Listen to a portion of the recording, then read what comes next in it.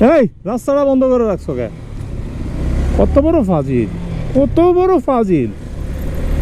উফ, রাস্তাটা খুব ভালো লাগতেছে। চলে আসলাম কোথায় এখন? সোজা গেলে দিয়াবাড়িতে। এই মেট্রো রেলের ঝাঁকে ঝাঁকে চলে যাব দিয়াবাড়িতে। দিয়াবাড়ি থেকে আবার উত্তরারে ভাই সন্ধ্যার সময় যে একটা জ্যাম থাকে।